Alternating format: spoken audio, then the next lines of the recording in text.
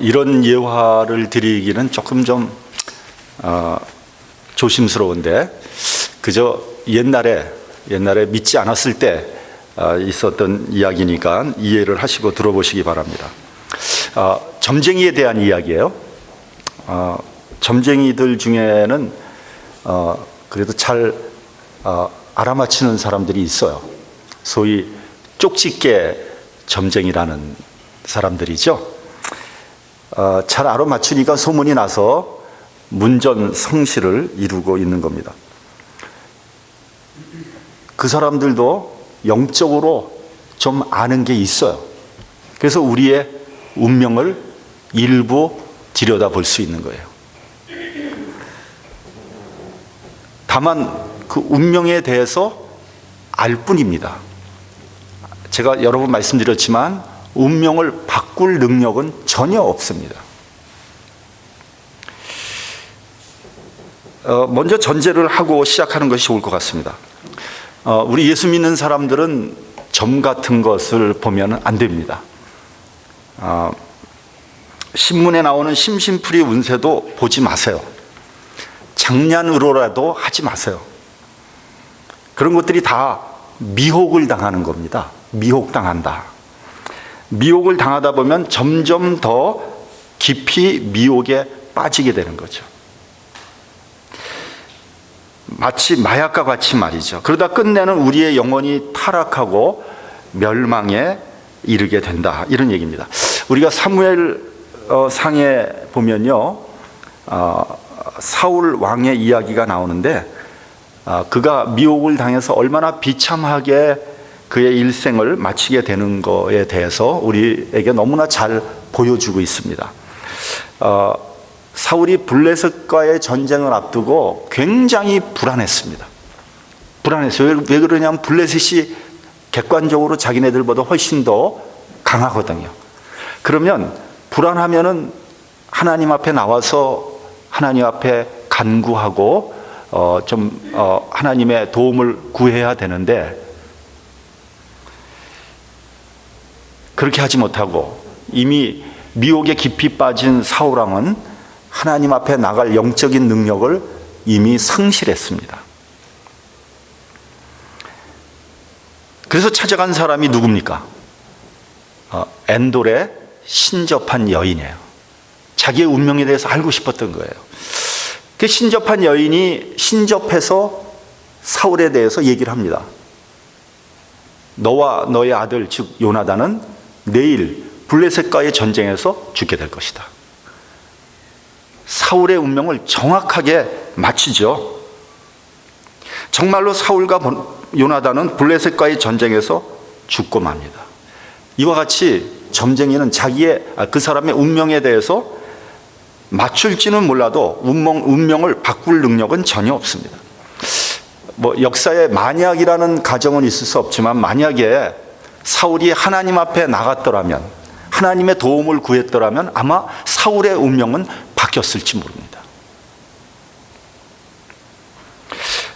어쨌든 여러분, 한번 생각해 보십시오. 우리가 만약에 우리의 운명에 대해서 알고 있다면 어떻게 될까요? 여러분의 운명에 대해서 안다면 행복하시겠습니까? 아니면 불행할 것 같습니까? 저는 좋은 일보다 나쁜 일이 훨씬 더 많다, 전 그렇게 생각을 합니다. 만약에요, 이스라엘 백성들이 애굽에서 탈출해서 광야에서 고생 하다가 40년 동안 광야에 지내다가 거기서 죽는다는 것을 알았다면 이스라엘 백성들이 과연 애굽에서 나왔을까요? 안 나오죠. 아마 이스라엘은 계속해서 애굽에서 종살이를 했을 겁니다.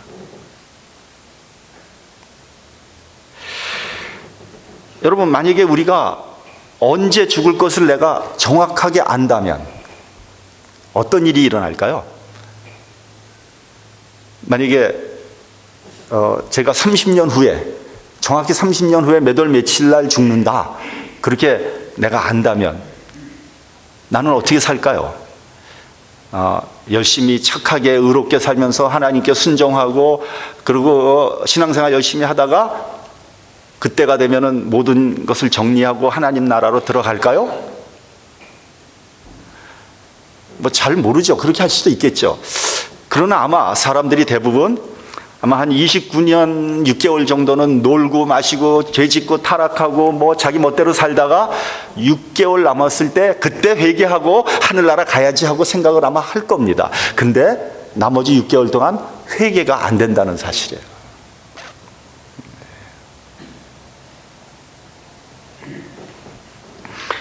그렇기 때문에 마지막 6개월 동안 마지막까지 죽지 않으려고 아마 몸부림을 칠 겁니다. 여러분, 만약에 우리가 미국에 와서 이렇게 고생할 줄 알았더라면 미국에 왔을까요? 물론 미국 가면 고생한다는 얘기는 들었어요. 사실은 미국이 뭐 그렇지만 여러분, 미국에 온 사람들 대부분이 그래도 한국보다는 낫지 않을까 하고 온 거 아닙니까? 솔직하게. 근데 정말 뭐 전방위적으로 미국 삶이 어려움이 이렇게 우리에게 이렇게 옥죄어 온다는 걸 만약에 알았다면 아마 미국에 안 왔을 가능성이 상당히 많습니다. 그러나 미국에 보내졌고요. 저와 같은 경우에는 미국에서 예수님을 만나고 주의 종까지 된 거죠.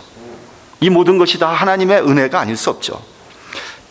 제가 말하고 싶은 것은 우리 그리스도인들은 인간의 운명이나 굴레에서 벗어난 사람들이에요. 여러분, 인간의 운명이 뭔지 아세요? 로마서에 의하면 인간은 죄인이고요, 죄의 삭은 사망이에요. 인간은 죽을 수밖에 없는 존재입니다. 근데 여기서 얘기하는 사망은요, 단순히 생물학적인 사망을 의미하는 게 아니에요. 영적인 멸망을 의미하는 겁니다. 즉 계시록에 나오는 것 같은 둘째 사망, 불못을 의미하고 있는 겁니다. 그러니 죄인이 갈 곳은 사망이고 멸망밖에 없습니다. 이것이 인간의 운명이에요. 아무리 성공하고 출세하고 명예로운 삶을 살았다고 할지라도 그 사람의 끝은 결국은 멸망밖에 없어요. 착하게 살고 의롭게 산 것 같지만 역시 그 끝은 멸망할 수밖에 없다, 이런 얘기입니다. 왜냐하면 인간의 능력으로 천국에 갈 사람은 한 사람도 없기 때문에 그런 겁니다. 그래서 예수 믿으라고 전도하는 거예요. 오직 예수님의 사랑과 자비만이 그를 통해서 우리가 구원을 얻을 수 있기 때문입니다. 구약성경 이사야서 1장 18절을 보면 이렇게 되어 있습니다. 여호와께서 말씀하시되 너희 죄가 주홍같을지라도 눈과 같이 휘어질 것이요 진홍같이 붉을지라도 양털같이 되리라. 또 신약성경 요한 1서를 보면요, 만일 우리가 우리 죄를 자백하면 저는 미쁘시고 의로우사 우리 죄를 사하시며 모든 불의에서 우리를 깨끗게 하실 것이요 라고 말씀하고 있습니다. 우리는 우리의 죄를 용서받음으로 말미암아 죽음의 운명에서 벗어난 사람들입니다. 따라서 우리는 세상 사람들과 전혀 다른 길을 가고 있는 거예요. 사실은 우리가 세상에 살 때는 똑같이 사는 것 같이 느껴지죠. 하나도 다르게 생각되지 않죠. 그러나 나중에 심판대 위에 서게 되면 우리는 완전히 다른 입장에 서 있게 된다, 이런 얘기입니다. 그러므로 여러분, 우리가 이 세상을 살아갈 때도 세상 사람들과 똑같이 살아서는 안 됩니다. 우린 그리스도인으로서의 자긍심이 있어야 되고요, 하나님의 자녀로서의 권세를 가지고 살아야 돼요. 그렇게 살지 못하기 때문에 우리들이 욕을 먹고 있는 거 아니겠습니까? 우린 그리스도의 향기를 풍기며 착한 행실로 하나님께 영광을 돌려야 됩니다. 자, 아까 처음 말씀드린 점쟁이의 얘기로 돌아가서요, 제가 어렸을 때 이제 돌아가신 저희 어머니께서 그때는 이제 신앙생활 하시기 전이니까 종종 점쟁이 집을 갔어요. 혹독한 환경에 사시면서 뭐 누구한테도 위로받기가 어렵잖아요. 그래서 아마 점쟁이한테 가서 좀 위로를 받으신 것 같아요. 하루는 점을 보고 와서 저에게 이렇게 말씀하시는 거예요. 얘야, 내가 장안에 정말 소문난 점쟁이 집을 가서 네 점을 봤다, 그러는 거예요. 제 점을 봤다는 거예요. 뭐라 그러시냐면, 지금 기억나는 뭐 한 몇 마디만 기억이 나요. 뭐라 그러시냐면 제가 40대 초반까지 돈을 잘 번다는 거예요. 근데 그 이후에는 저에게 재물이 없대요. 그리고 제 운세가 보이지 않는데요.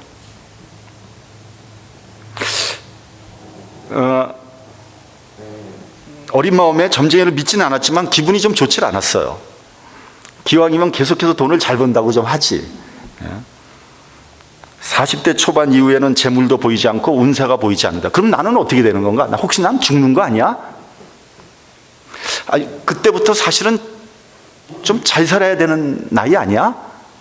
그 점쟁이 순 돌팔이 아니야? 그렇게 전 혼자 생각했습니다. 근데 지금 생각해보면 뭘 좀 아는 점쟁이였던 것 같아요. 제가 목사 안수 받은 게 43살이었거든요. 그 전까지 비즈니스 하면서 신나게 돈 벌었거든요. 그리고 목사가 되고 나서 제 인생에 재물은 없었습니다. 재물을 포기했습니다. 그저 하나님께서 재물을 조금 허락하시면 감사하게 썼고요. 허락하지 않으시면 그래도 그렇게 궁핍하지 않게 지금까지 넘어왔습니다. 이 모든 것이 하나님의 은혜 아니겠습니까? 저는 저의 인생이 목사로 전혀 새로운 길을 가고 있으니까 저의 운명이 보일 리가 없는 거죠. 아니, 볼 수가 없었던 거죠. 저는 운명이 바뀐 사람이거든요. 그렇다고 여러분, 점쟁이가 잘 맞췄다고 저만 한번 봐야 되겠다고 미혹당하지는 마세요. 야, 그 목사님 그것도 나도 한번 그렇게 하지 마세요. 점은 단순히 미혹을 넘어서서요, 우상숭배고요, 하나님을 불신하는 겁니다. 저희 어머니께서도 예수님 믿고 난 후에는 점쟁이 찾아가지 않았고요, 한 번도 주님만 의지하고 사셨습니다. 본문으로 돌아와서요, 모세는 하나님을 만나고 난 다음에 운명이 바뀐 사람이에요. 시내산에서 40일 동안 하나님과 만나게 됩니다. 하나님으로부터 직접 말씀을 듣고 율법을 받았어요. 아주 특별한 사건이죠. 그렇다고 여러분, 모세가 다른 사람보다 더 착하고 순결하고 의로운 사람은 아니었어요. 그저 하나님께서 그를 이스라엘 대표로 부르신 거예요. 그를 선택해서 지명하신 겁니다. 좀 더 신학적으로 말씀드리자면 하나님께서 그를 의롭다고 인정하신 거예요. 말씀드렸다시피 그는 다른 사람보다 의롭기 때문에 부른 것은 아닙니다. 오히려 그는 다른 사람보다 더 혈기가 많았고요, 실수가 많았던 사람이에요. 허물이 많았던 사람이에요. 그는 한순간에 혈기를 참지 못해서 사람을 때려 죽였죠. 그는 살인자였습니다. 그리고 미디안 광야로 도망을 쳤죠. 40년간 양을 키우면서 살았습니다. 그는 광야에서 투명 인간으로 살았습니다. 아무도 모세를 알아보지 못했고요, 모세가 어떤 사람인지, 거기서 왜 사는지 아무도 알지 못했습니다. 그의 나이가 이미 80세가 됐습니다. 젊었을 때 가지고 있던 그의 꿈은 다 사라져버리고 말았습니다. 하나님께서 그를 부르실 때 그는 스스로 생각해 봐도 자격도 없고 능력도 없고 비전도 없었습니다. 그러나 하나님께서 모세를 부르셨습니다. 하나님의 의로 감싸고 의롭다 하신 겁니다. 모세는 전혀 다른 길을 가게 된 겁니다. 그는 자기의 인생을 산 것이 아니라 하나님의 인도를 받게 된 겁니다. 여러분, 모세만 그렇습니까? 우리도 마찬가지예요. 수많은 사람들 중에서 저를 선택하셨는데 아무리 생각해 봐도 이유가 없어요. 내가 다른 사람보다 뭐 더 능력이 있는 것도 아니고 더 착한 것도 아니고 더 의로운 것도 아니에요. 우리가 어찌 감히 하나님 앞에 설 수 있겠습니까? 오로지 하나님께서 나를 의롭다 하시고 자격을 주신 거예요. 하나님 앞에 설 수 있는 용기와 믿음을 주시고 자신감을 주신 겁니다. 그래서 우리가 하나님 앞에 설 수 있는 것이고 하나님 앞에 나와서 예배 드릴 수 있는 거예요. 여러분, 이 점을 우리가 깊이 생각해야 됩니다. 하나님께서 모세를 시내산으로 부르셨습니다. 그 40일 동안 그 높은 시내산에서 아무것도 먹지 않고 아무것도 마시지 않고 하나님을 만나게 됩니다. 성경에는 나와 있지 않지만 저는 이렇게 생각합니다. 모세가 하나님을 만나는 40일 동안 먹고 마시는 것을 아마 거의 잊어버리지 않았나, 전 그렇게 생각합니다. 여러분, 40일 금식은 사실은 목숨을 거는 일입니다. 제가 그 40일 금식한 분들을 몇 분 아는데, 그분들 이렇게 얘기 들어보면 사전에 준비를 많이 해요. 육신적으로 준비하고요, 정신적으로도 준비하고 영적으로도 준비를 합니다. 금식하다 죽으면 죽으리라 굳은 결심을 합니다. 왜냐하면 40일 금식은 인간의 한계 상황에 도전하는 일이기 때문입니다. 그리고 실제로 그 40일 금식하다가 죽는 사람들이 종종 나옵니다. 근데 여러분, 모세는 그렇게 한 것이 아닙니다. 우리가 군대를 가면은, 제대 말년 가면은 그 칼렌더에 날짜를 이렇게 X표를 하지 않습니까? 이제 며칠 남았나? 언제 제대하나? 마치 하루가 여삼수처럼 그렇게 기다리고 있습니다. 모세가 40일 금식하면서 35일, 36일, 37일, 39일, 이제 하루 남았다. 하루가 마치 1년인 것처럼 그렇게 금식한 것이 아니라는 거예요. 아마 자기도 모르는 사이에 40일이 지나지 않았나 생각이 됩니다. 물론 배가 고팠겠죠. 인간이니까, 육체를 가지고 있으니까. 그러나 하나님을 만난다는 희열과 감동으로 인해서 그 배고픔을 극복할 수 있지 않았나, 이렇게 생각을 합니다. 시간도 언제 40일이 지났나 눈 깜빡할 사이에 지나갔을 겁니다. 아마 세상 일은 다 잊어버렸을 겁니다. 집에 마누라하고 애들은 잘 있나? 병들진 않았나? 학교는 잘 다니나? 돈은 떨어지지 않았나? 이런 생각조차 하지 않았을 거예요. 오직 하나님과 함께하는 은혜의 시간이었습니다. 여러분, 혹시 처음 은혜 받았을 때, 성령으로 충만했을 때 생각나십니까? 아마 대부분 그런 경험들이 있었을 거예요. 저는 평신도 때 은혜를 받았거든요. 은혜를 받고 나니까 처음 일어나는 현상이 뭐냐면, 그렇게 교회를 가고 싶은 거예요. 교회 가는 날이 손꼽아 기다려지는 거예요. 그 당시에는 수요 예배 있었고요, 금요일날 금요 철야 있었거든요. 수요일날 금요일날 교회 가면은 꽤 많은 성도들이 나와서 앉아 있었습니다. 주일날이 그렇게 기다려질 수가 없어요. 매일 주일이면 얼마나 좋을까. 하나님 앞에 예배 드리면서 너무너무 행복했습니다. 성도들과 교제하면서 정말 그 시간이 너무너무 아까운 거예요. 얘기하다 보면은 어느새 밤이 지나고 새벽이 되는 거예요. 무슨 세상 얘기한 게 아니라 그냥 하나님 얘기하다 보면 나도 모르게 이렇게 시간이 흐르는 거예요. 애들은 아파트 구석에서 그냥 부르노 자고 있어요. 그냥. 근데 피곤한 것이 아니라 그렇게 시간이 금방 흐른 것이 너무 아쉬운 거예요. 어떻게 그렇게 할 수 있었을까? 성령께서 함께 하셨기 때문에 그런 거거든요. 근데 요즘 어떻습니까? 교회마다 모이질 않아요. 주중 모임을 없애야 할 지경에 이르렀습니다. 그저 주일날에도 마지못해서 끌려 나오는 거죠, 교회에. 왜 그럴까? 몸이 피곤해서 그런 것일까? 너무 힘이 들어서 그런 걸까? 시간이 없어서 그런 걸까?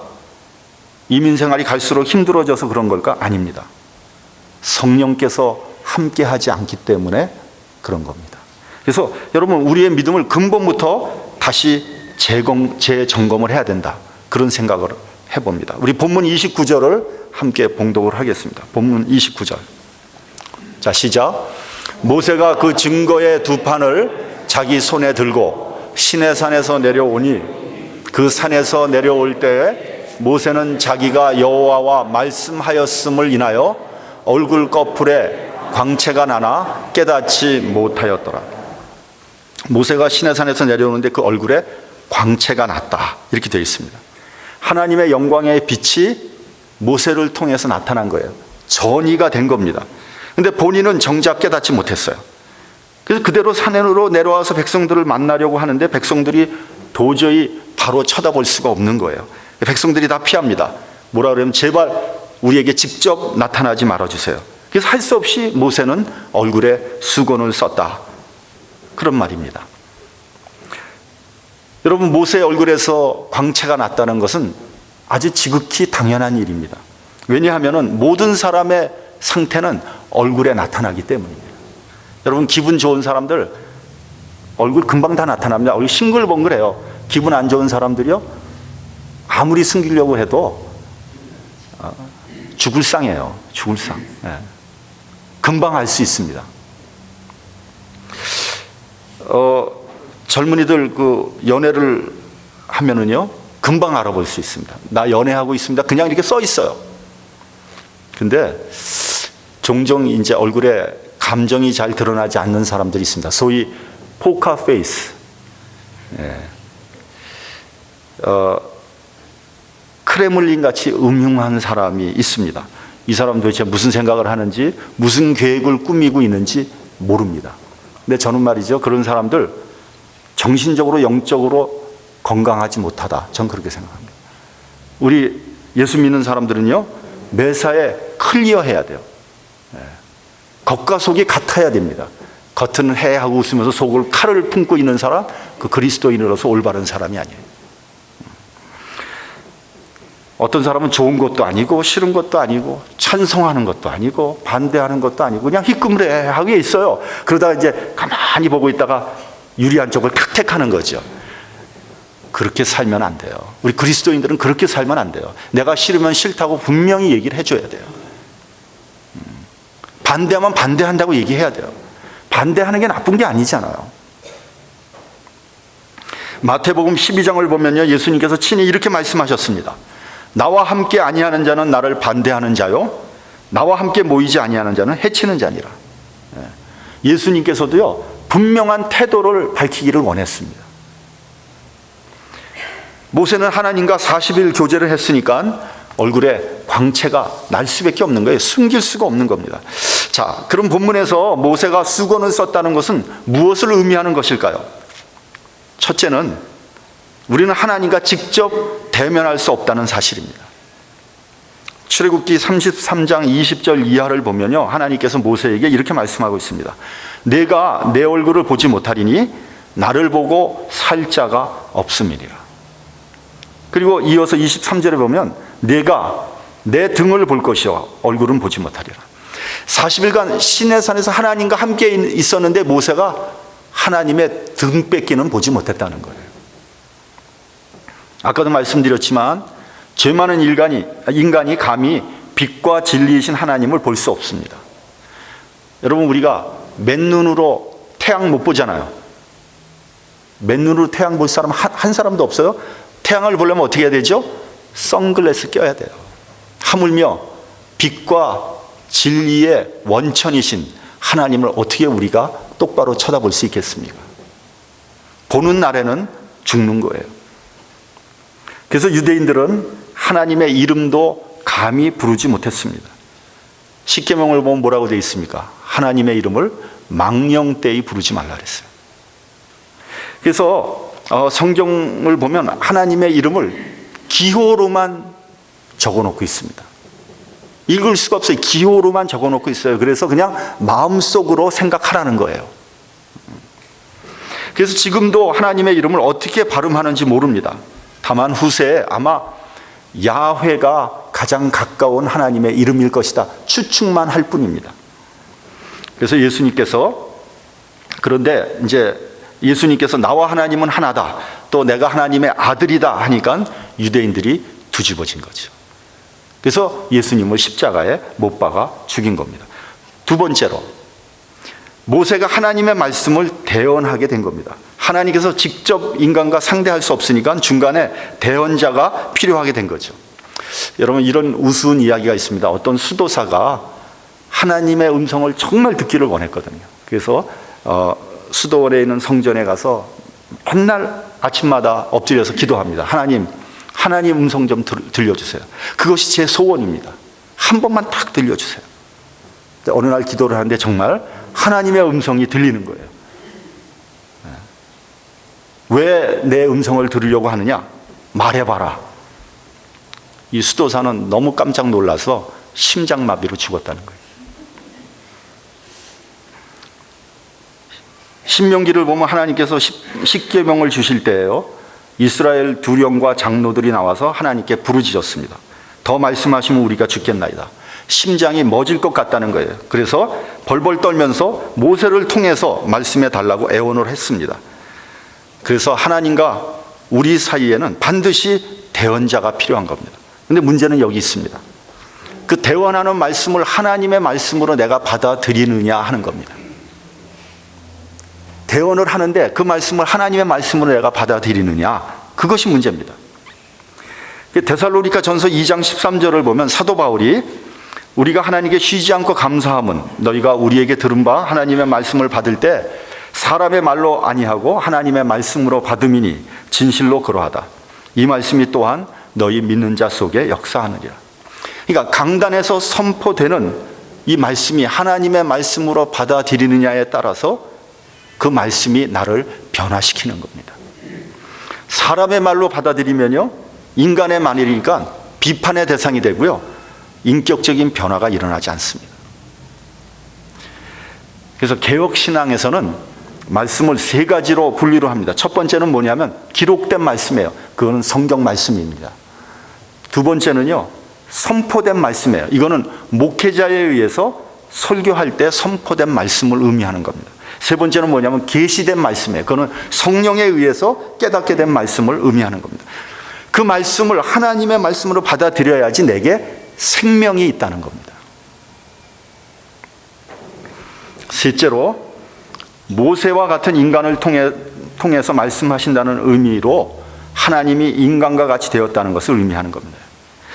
이것이 예수께서 육신을 입고 이 땅에 오시게 된 이유입니다. 기독론이에요. 루터는 이렇게 표현했습니다. God makes him small. 하나님은 당신을 스스로 작게 만드셨다. 왜요? 인간의 입장으로 오셔서 인간을 구원하기 위해서입니다. 그 말씀 속에는 하나님의 희생과 사랑이 녹아들어가 있는 거예요.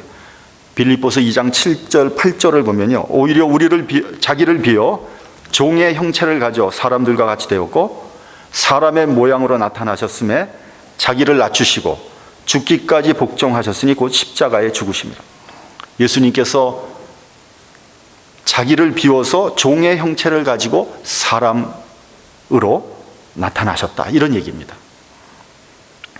마지막으로 고린도 후서 3장 16절 17절을 보면 이렇게 되어 있습니다. 언제든지 주께로 돌아가면 그 수건이 벗어지리라. 주는 영이시니 주의 영이 계신 곳에는 자유함이 있느니라.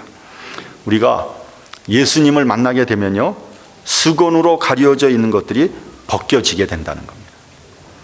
이것은 오직 성령에 의해서 이루어지는 겁니다. 성령의 감동에 의해서 죄사함을 받고 하나님의 사랑을 느끼게 되는 겁니다. 그러면 우리 영이 자유함을 얻고 온전한 구원으로 이루어지게 되는 겁니다. 하나님의 말씀을 받고 가려진 수건이 걷히며 진리의 영으로 자유함을 누리는 저와 여러분이 되시기를 주님의 이름으로 축원합니다. 기도하겠습니다.